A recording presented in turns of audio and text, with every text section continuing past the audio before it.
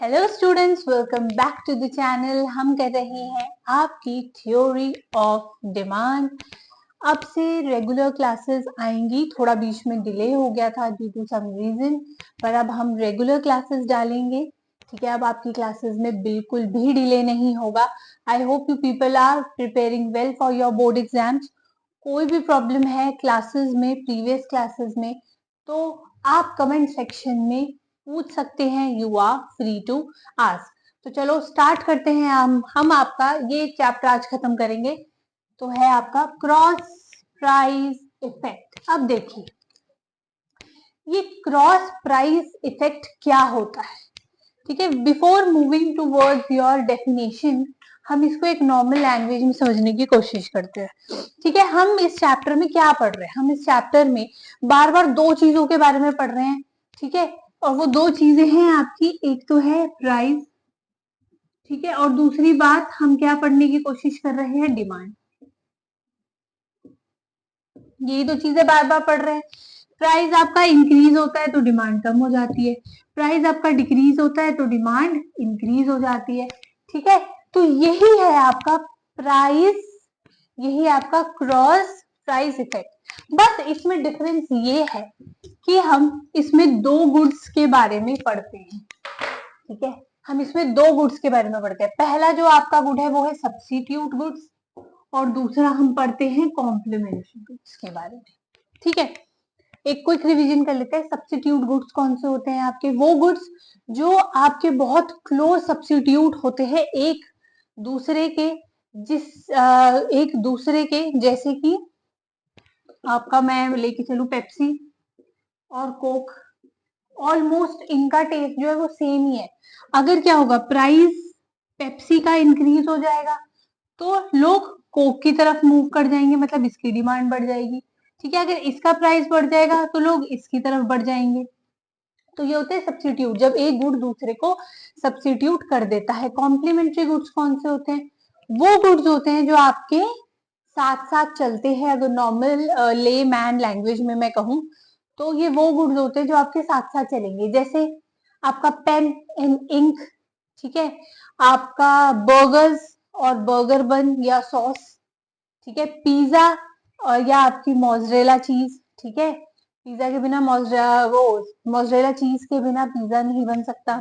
ठीक है, तो आपकी ये सब चीजें जो होती है वो होती है कॉम्प्लीमेंट्री गुड्स। ठीक है, अब क्रॉस प्राइस इफेक्ट क्या कहता है? वो ये कहता है कि अगर किसी एक गुड का प्राइस बढ़ गया, किसी एक गुड का प्राइस बढ़ गया, तो वो दूसरे गुड की डिमांड पे जो फर्क डालेगा उसे हम कहते हैं क्रॉस प्राइस इफेक्ट।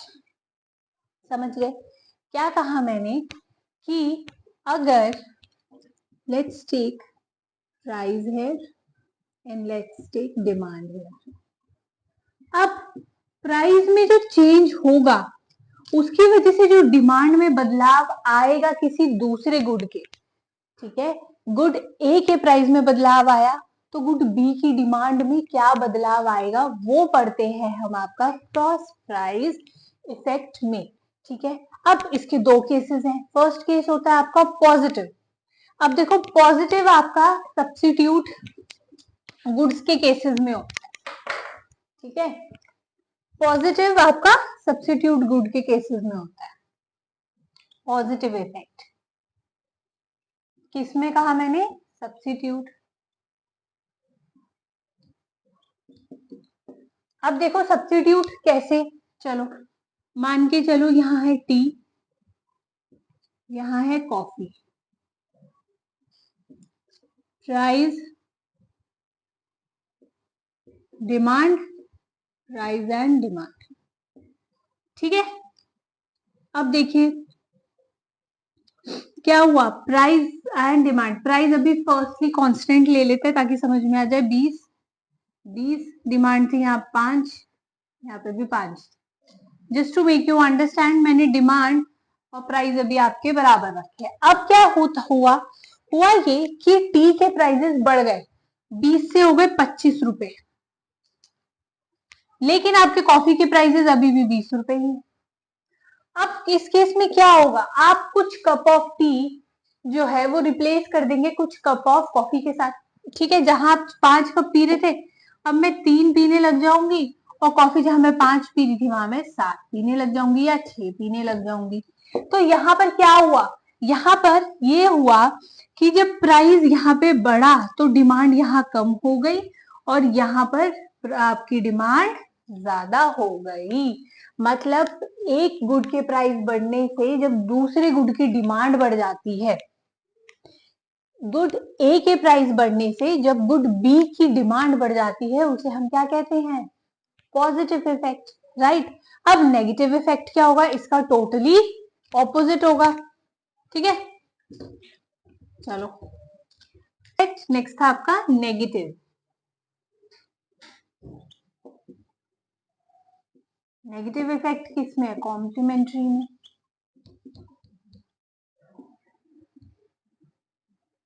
अब देखिए इसमें क्या होगा, अगर आपकी इंक के प्राइसेस बढ़ जाते हैं तो पेन की डिमांड भी कम हो जाएगी, लोग पेन कम खरीदने लग जाएंगे क्योंकि पेन भी महंगा हो जाएगा।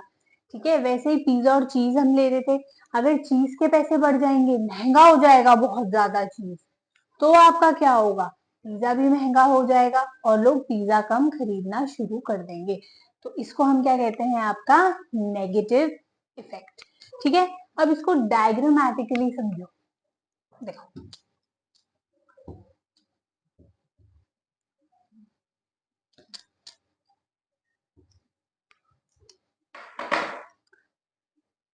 क्रॉस प्राइस इफेक्ट समझ गए आप क्या होता है। ठीक है, अब इसके दो केसेस में पढ़ते हैं हम, कॉम्प्लीमेंट सब्स्टिट्यूट और कॉम्प्लीमेंट्री गुड्स। अब फर्स्टली हम बात कर रहे हैं आपके सब्स्टिट्यूट गुड्स के साथ, कि सब्स्टिट्यूट गुड्स में क्या होता है। ठीक है, demand for a commodity in relation to the price of substitute goods. ठीक है, मतलब ये कि अब जब सब्स्टिट्यूट गुड्स के प्राइसेस, एक गुड का प्राइस बढ़ेगा तो क्या होगा, और दूसरे गुड का प्राइस डिक्रीज होगा तो क्या होगा, इसको डायग्रामेटिकली समझो। ठीक है, आपका फर्स्ट केस है increase in price of substitute goods. ठीक है, टेबल बना लेते हैं आपका, T, coffee, price, demand, price, demand. ठीक है, अब देखो प्राइस कांस्टेंट ले रहे हैं, डिमांड भी अभी कांस्टेंट ले रहे हैं। प्राइस यहाँ पे था 20, कॉफी का प्राइस भी आपका क्या है 20 है। डिमांड यहाँ पर थी, चलो मान के चलते हैं 5, यहाँ पे भी 5 थी।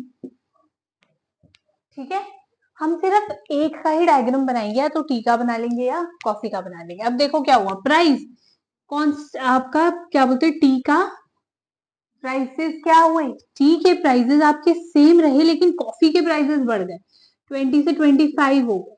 तो अब मैं क्या करूंगी, अब मैं स्विच कर जाऊंगी टी की तरफ, जहां मैं 5 कप चाय पी रही थी वहां मैं 7 पीऊंगी, और यहाँ पर मैं शायद 2 ही पीऊं।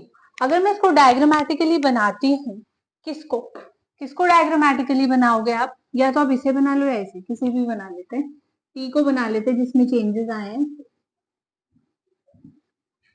टी का बना रहे हैं हम। ठीक है, प्राइस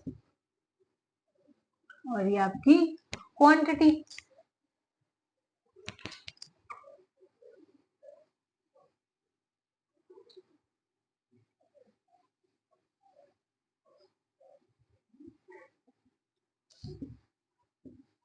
अब देखो प्राइस क्या था, यहाँ पे टी की प्राइसेस क्या है, कांस्टेंट है। ठीक है, देखो डोंट गेट कंफ्यूज कि टी का बनाना है कॉफी का बनाना है, सिर्फ हमने क्या किया है, वो आइटम लेनी है जिसको आपने सब्स्टिट्यूट कर दिया है दूसरे के साथ। तो अभी हमने किसको सब्स्टिट्यूट किया, मैंने टी को। ठीक है, मतलब मैंने कॉफी की जगह टी पीनी शुरू कर दी है। ठीक है, आई होप आपको ये चीज समझ में आ रही होगी। अब देखिए फर्स्ट केस है आपका increase in price of substitute goods. मतलब अगर टी का प्राइस बढ़ गया तो कॉफी पे क्या फर्क पड़ेगा, और कॉफी का प्राइस बढ़ गया तो टी पे क्या फर्क पड़ेगा। ठीक है, हम हमेशा टी कॉफी ले लेते हैं। ठीक है, अब देखिए अगर क्या होगा, इसके प्राइसेस में हाइक आएगा तो आपकी डिमांड जो है वो कॉफी की इंक्रीज हो जाएगी, अगर इसके प्राइसेस में डिक्रीज होगा तो कॉफी की डिमांड भी डिक्रीज हो जाएगी। अगर मैं इसको डायग्रामेटिकली देखूं, ठीक है, तो मान लीजिए प्राइस आपका कांस्टेंट है। अब पहले इसको ले लेते हैं हम P, ठीक है, price quantity, price X axis and Y axis. अब देखिए, मान के चलिए कि 20 रुपीज पर जो आप टी खरीद रहे थे, ठीक है, वो फॉर एग्जाम्पल 1 2 3 वो आपके 3 पैकेट्स थे, ठीक है, 20 रुपीज पे आप 3 पैकेट्स ऑफ टी खरीद रहे थे। अब क्या हुआ, जब आपके कॉफी के प्राइसेस हाई हुए तो आपने क्या किया, कुछ कप ऑफ कॉफी को रिप्लेस कर दिया टी के साथ, मतलब कॉफी महंगी हो गई है। अब आप कॉफी की जगह क्या पीना प्रेफर कर रहे हैं, अब आप पीना प्रेफर कर रहे हैं टी को। तो जहां मैं 20 रुपए पर 3 पैकेट्स खरीद रही थी, वहीं अब मैं 20 रुपए पे 5 पैकेट्स खरीदना शुरू कर दूंगी।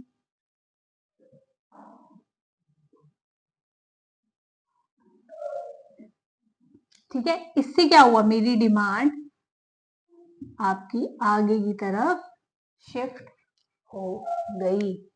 इट मींस अब डिमांड क्या हुई है मेरी टी की, इंक्रीज हो गई है। इन केस जब प्राइजेस मेरे कॉफी के बढ़ जाते हैं, प्राइजेस कॉफी के इंक्रीज हो जाते हैं, यहाँ लिखा है ना increase in price of substitute goods. Whereas अगर यही चीज आपकी डिक्रीज हो जाती है, ठीक है, अगर आपके कॉफी के प्राइसेस डिक्रीज हो जाते हैं तो अब इसका उल्टा हो जाएगा। अब लोग क्या करेंगे, अब लोग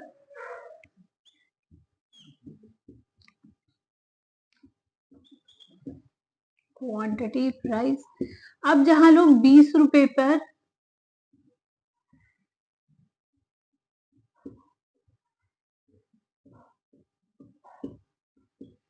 ठीक है, अब जहां आप 20 रुपए पे 3 पैकेट खरीद रहे थे, क्योंकि कॉफी आपकी सस्ती हो गई है तो अब आप क्या करेंगे, ज्यादा कॉफी पीना प्रेफर करेंगे।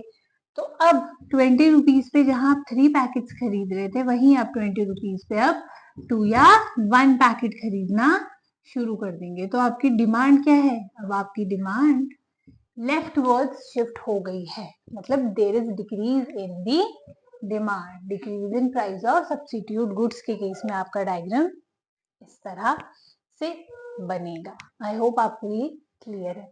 अब करते हैं बस कॉम्प्लीमेंट्री गुड्स का रह गया है आपका। अब आपका जो क्रॉस प्राइस इफेक्ट है वो कॉम्प्लीमेंट्री गुड्स में कैसे रिएक्ट करता है। अब देखो, अगर मैं एग्जांपल लूं कार के साथ डीजल या पेट्रोल का, ठीक है, कार के साथ अगर हम पेट्रोल का एग्जांपल ले रहे हैं, एक का प्राइस हम हमेशा कांस्टेंट रखते हैं to make the study easy. अब देखो इसमें क्या है, अगर आपके पेट्रोल के प्राइसेस बढ़ जाते हैं, ठीक है, कार अगर आप स्पेसिफिकली इस प्राइस पे खरीद रहे थे, ये आपका प्राइस है, ये आपकी क्वांटिटीज हैं,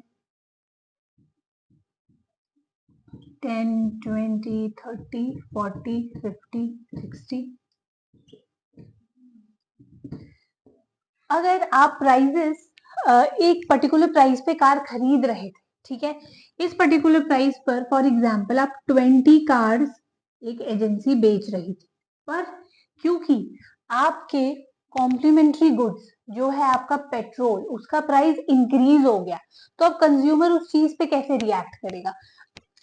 कंज्यूमर अब कुछ टाइम के लिए आपकी जो डिमांड है कार्स को लेकर वो डिक्रीज कर देगा कि नहीं, क्योंकि कार आपकी पेट्रोल के बिना तो चलेगी नहीं।